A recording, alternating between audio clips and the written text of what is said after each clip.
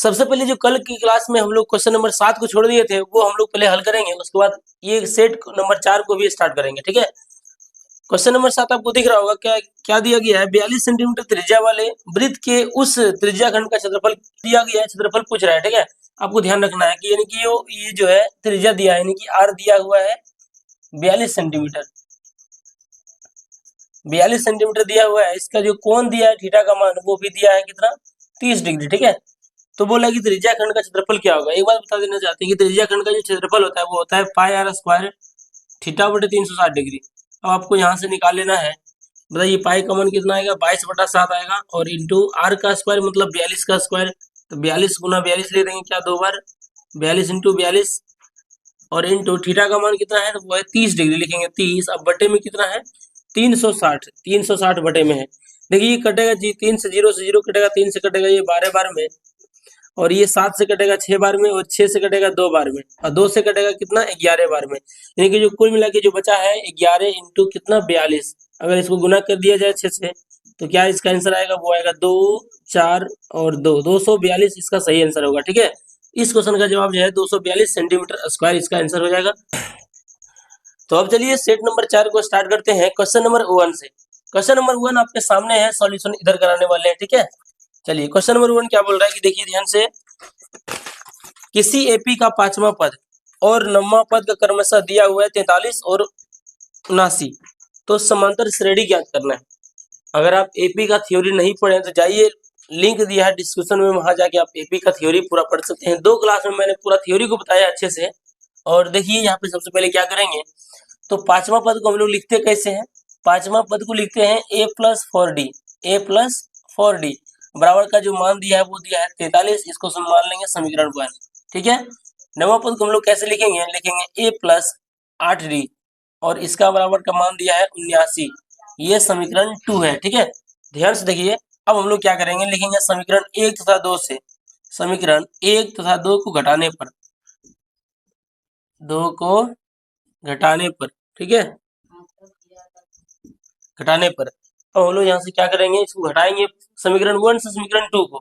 समीकरण 1 कितना है तो वो है a प्लस 4d बराबर 43, और उसके बाद है a प्लस 8d बराबर 79। अगर इसको घटाया जाए, ये प्लस में ये हो जाएगा माइनस, ये प्लस में माइनस, प्लस में माइनस। ठीक है, ए से ये चला जाएगा क्योंकि देखिए प्लस में माइनस में दोनों कट के खत्म हो जाएगा, और 4d में से अगर 8d जा रहा है तो कितना बचेगा, माइनस में 4d बराबर, अगर 79 में से 43 जाएगा तो कितना बचेगा, माइनस में 36 बचेगा। ठीक है, यहाँ से देखिए आप लोग डी का मान निकाल सकते हैं कैसे, तो 36 अब बट्टे में कितना, तो ये -4 चला जाएगा नीचे, डी जो माइनस से माइनस कट जाएगा, 4 से कटेगा ये 9 बार में। इसका मतलब जो डी आया है यानी कि सार्वंतर जो आया है वो आया है 9।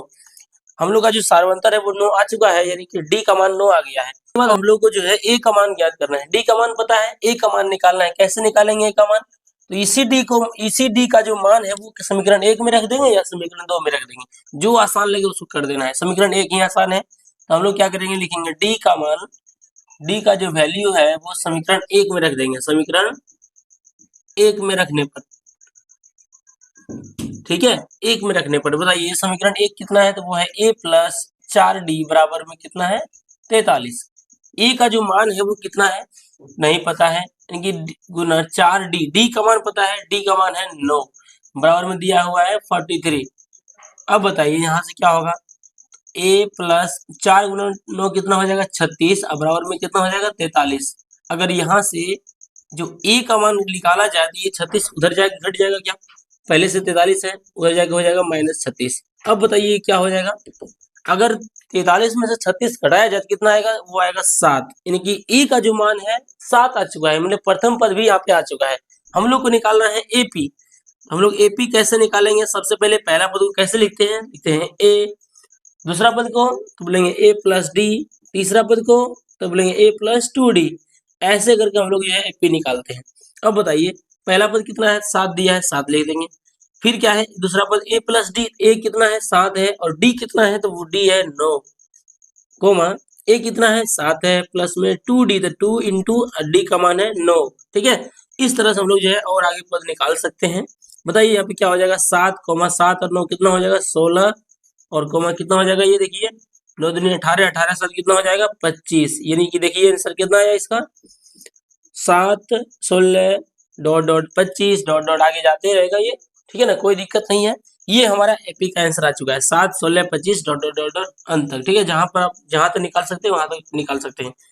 चलिए अगला क्वेश्चन को हल करते हैं। इस तरह से आपको क्या करना है, जब कोई पद दिया रहे, दो पद दिया रहे, तो आपको इस तरह से समीकरण बना करके जो है ए और पहले डी का मान खोजना है, और जब ए और डी का मान निकल जाएगा तो हम लोग को एपी आसानी से निकल जाएगा, ठीक है।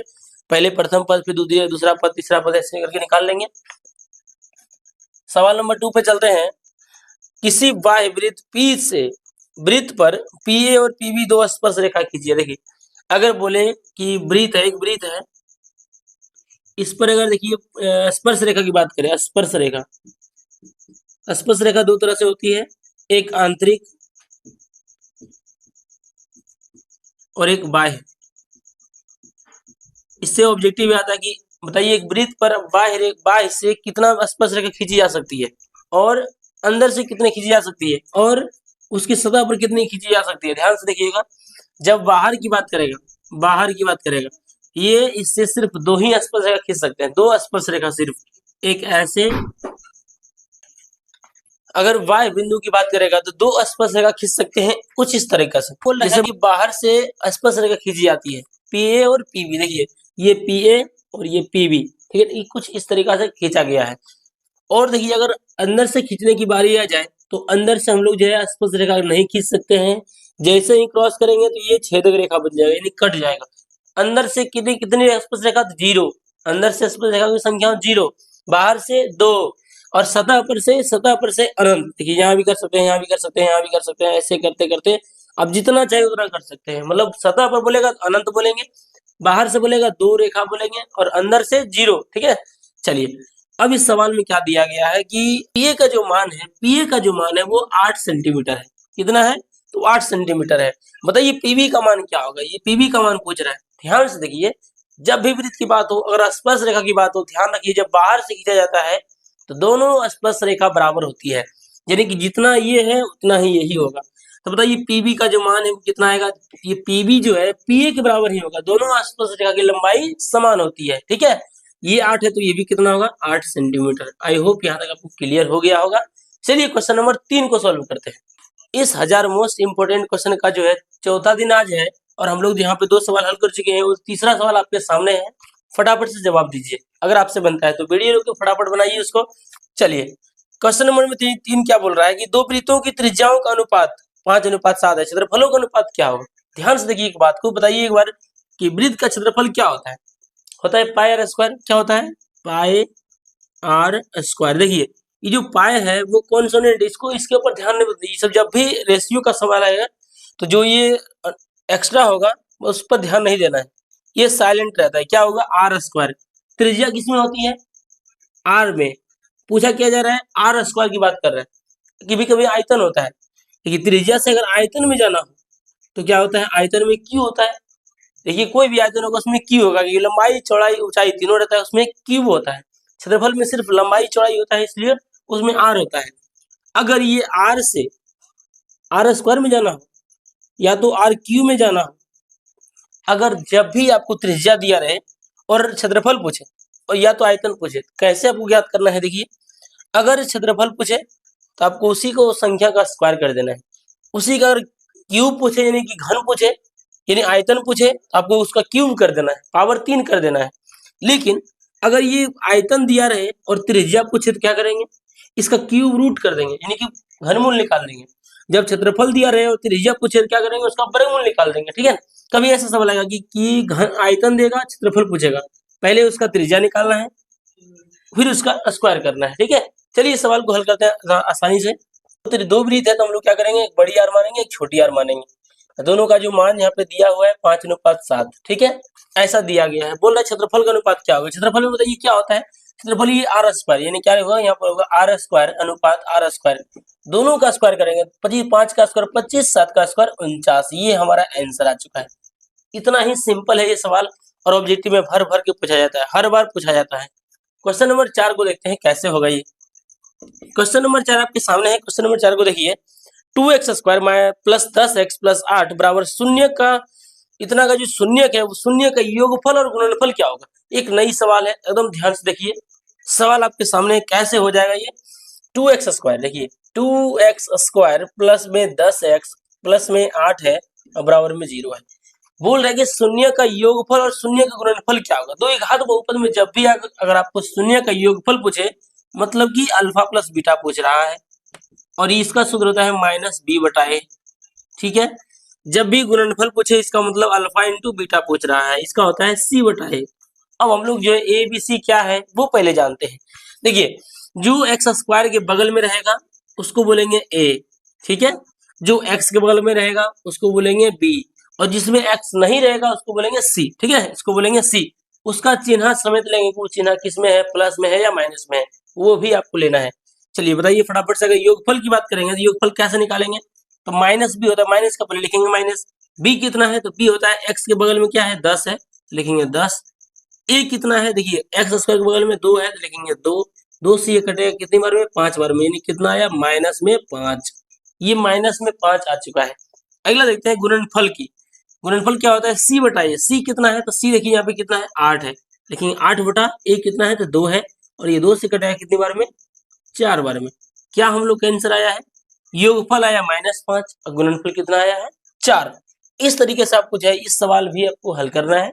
क्वेश्चन में क्या बोला जा रहा है कि y अक्ष पर एक ऐसा बिंदु ज्ञात करना है जो बिंदु 6,5 और -4,3 से समदृष्ट हो। ध्यान रहिए, बेहद इंपॉर्टेंट सवाल है, निर्देशांक ज्यामिति का ये सवाल है, अति महत्वपूर्ण।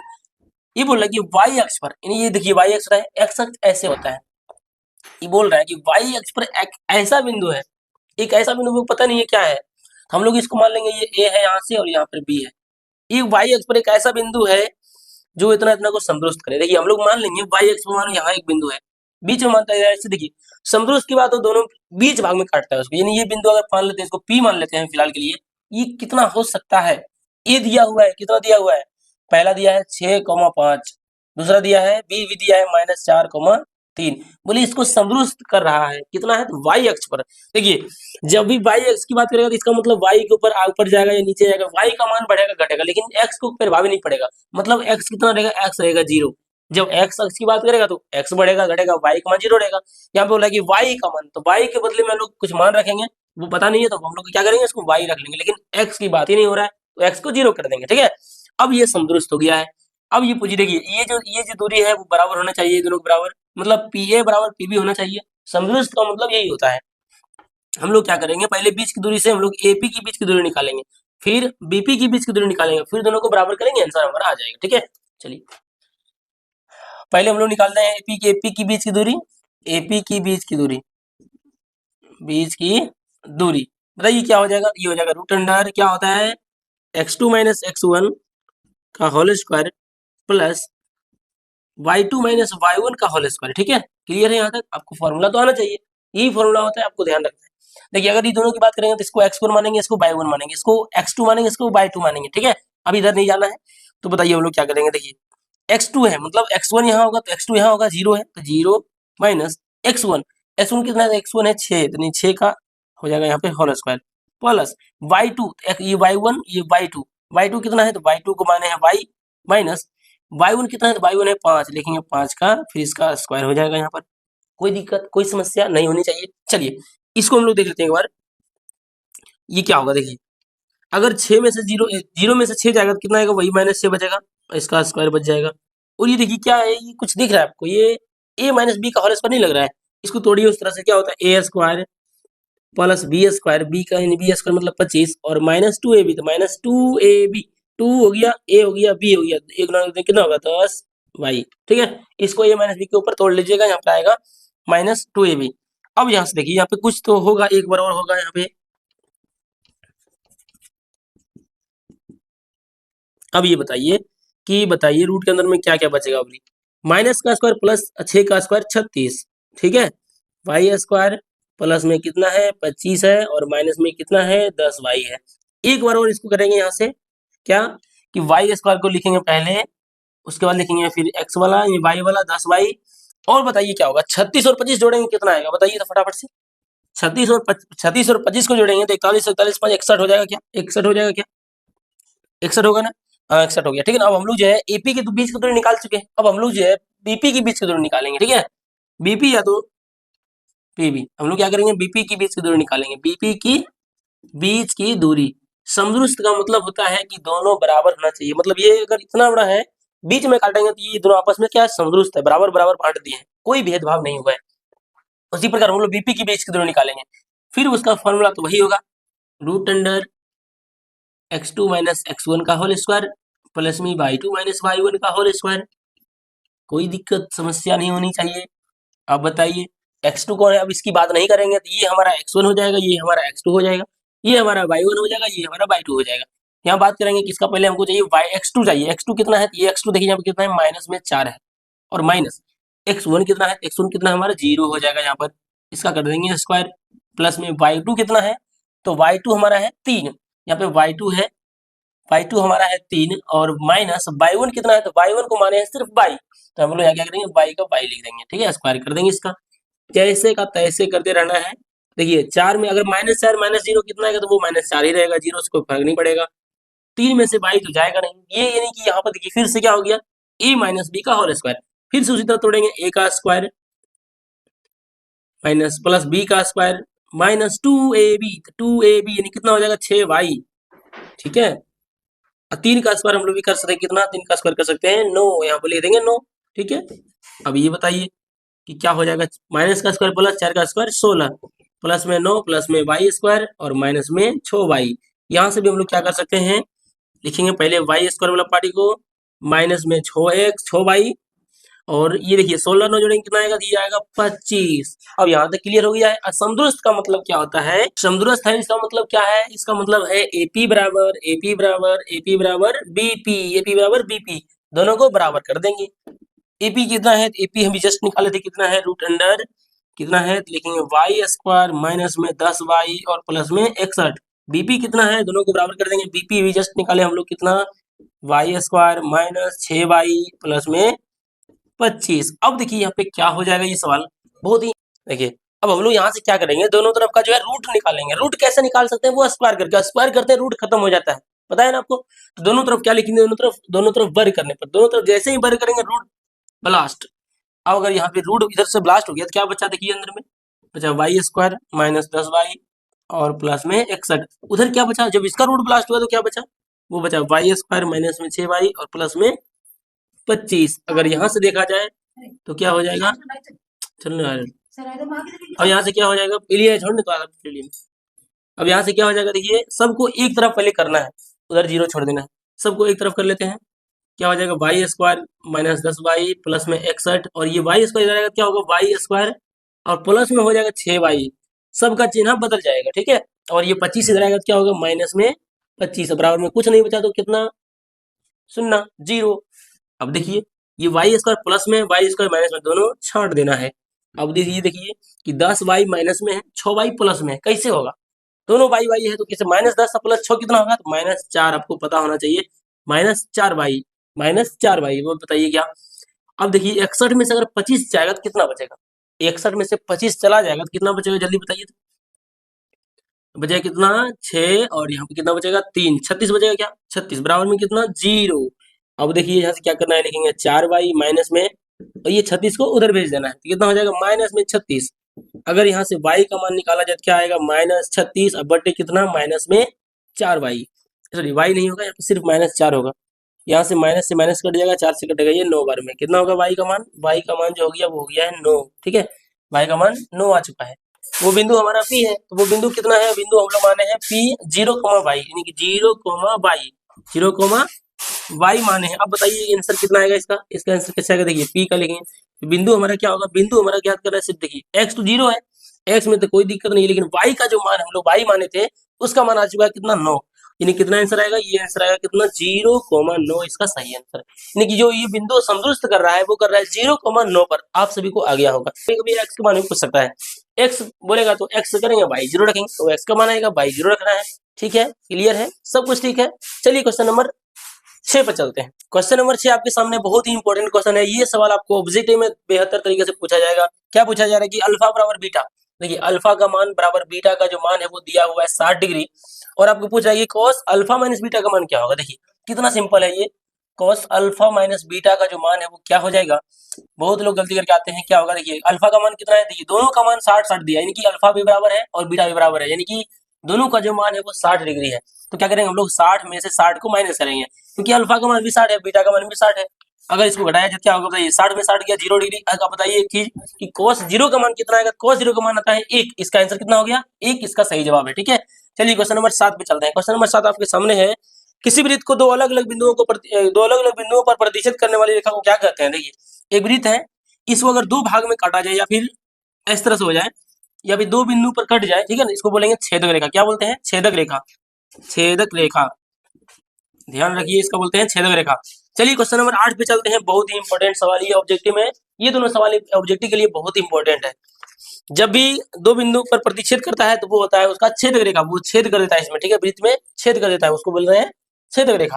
क्वेश्चन नंबर 8 आपके सामने है, बहुत ही बेजोड़ सवाल है। अभी क्वेश्चन नंबर 8 आपको जस्ट बताया था, थोड़ा देर पहले समझाया था उसका थ्योरी को कि कैसे कैसे निकालना है। देखिए दो गोलों का आयतनों का अनुपात दिया है, यानी कि आयतन क्या बताए थे, आयतन क्या बताए थे, फटाफट बताइए, आयतन बताए थे क्यू वाला कि स्क्वायर वाला, क्यू वाला, यानी कि आर क्यू अनुपात आर क्यू, इसका मान दिया हुआ है, कितना दिया हुआ है, आयतनों का दिया है 64 अनुपात 125। अब ये बताइए उनके पृष्ठ क्षेत्रफलों का पूछ रहा है। देखिए जैसा क्वेश्चन बोलते वैसा आ गया है, क्षेत्रफल का पूछ रहा है, इसका मतलब स्क्वायर वाला पूछ रहा है, स्क्वायर वाला पूछ रहा है।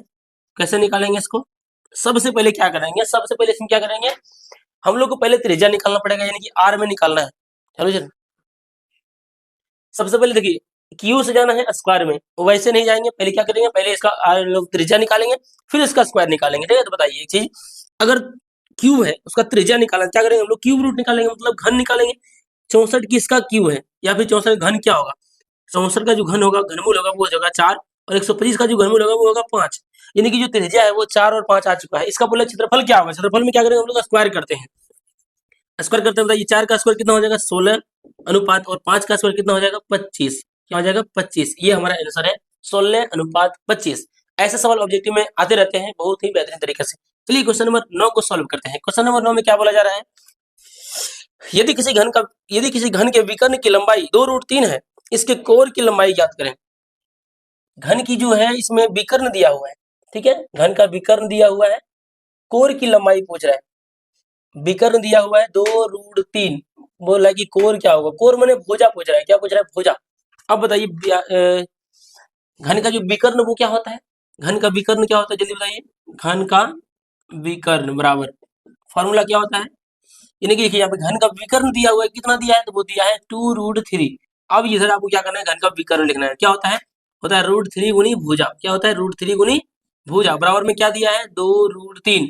अब यहाँ से क्या करेंगे हम लोग, पहले भुजा निकालेंगे, भुजा निकालेंगे कितना हो जाएगा, ये 2√3 बटे में कितना हो जाएगा √3, यहाँ से √3 कट जाएगा, क्या बचेगा भुजा बराबर, भुजा का मान जो बचा वो बचा 2 सेंटीमीटर, जिसमें भी होगा मीटर में होगा तो मीटर लिखेंगे, सेंटीमीटर होगा तो सेंटीमीटर लिखेंगे, ये भुजा आया है 2 सेंटीमीटर, बस यही तो पूछा जा रहा था।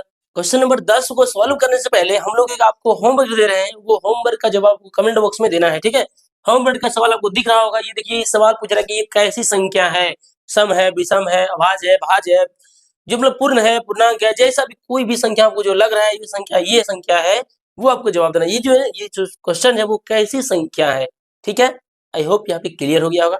एक सवाल और आपको देंगे वीडियो के लास्ट में, ध्यान से बने रहिए, 2 सवाल बोले थे होमवर्क में, 2 सवाल आपको दे के रहेंगे। सवाल नंबर 10 बेहद इंपॉर्टेंट, सबसे ज्यादा इंपॉर्टेंट है, ये आपको 5 नंबर दे के जाएगा, 5 नंबर ये सिद्ध करने के लिए आता है, क्वेश्चन 5 नंबर आपको देगा, ध्यान से बने रहिए इस वीडियो में। और ये लास्ट वाला सवाल अगर आप हल कर लेते हो तो आपकी तैयारी बिल्कुल टॉप लेवल की हो जाएगी, निश्चित तौर पर से अगर आप अपने से इसको सॉल्व कर पा रहे हो बहुत बड़ी बात है। 10 नंबर को सॉल्व करने से पहले आपको एक सवाल और दिया जा रहा है होमवर्क के रूप में, उसका जवाब आपको कमेंट बॉक्स में देना है। क्वेश्चन में क्या बोला जा रहा है कि घन की विकर्ण 12√3 है, 12√3 मीटर दिया हुआ है, घन का भुजा क्या होगा, जल्दी से आपको कमेंट बॉक्स में जवाब दीजिए। क्वेश्चन 2 हो गया होमवर्क के रूप में, दोनों का जवाब आपको कमेंट बॉक्स में देना है, ठीक है। अब हम लोग क्वेश्चन नंबर 10 को भी सॉल्व करते हैं, ये वीडियो का लास्ट पॉइंट है, और हम आपको एक बात बताना चाहते हैं, ये वीडियो लंबी हो जाएगी, इसके लिए हम लोग क्या करेंगे, इस वीडियो को अगर आप यहाँ तो देखे हैं तो जाइए अभी लिंक अभी चैनल में, ये वीडियो का जो इस क्वेश्चन के लिए वीडियो प्रॉपर तरीके से आ चुकी है, आप वहां से इस क्वेश्चन को देख सकते हैं, एक 5 मिनट की वीडियो में बस इसका जवाब हम लोग निकाल के आपको दिखा देते हैं, आप उसमें से देख सकते हैं इस वीडियो को, ठीक है ना। तो फटाफट जाइए और चैनल पे और इस वीडियो को फटाफट से देखिए, आपको थंबनेल में दिख जाएगा इस क्वेश्चन को, कैसे सोल्व करना है, ठीक है। चलिए हम लोग जो है अब मिलेंगे अगले सेट 5 में इसका। तो अब तो आप लोग पढ़ाई करते रहिए बढ़िया तरीके से, अच्छे तरीके से। तब तक के लिए जय हिंद।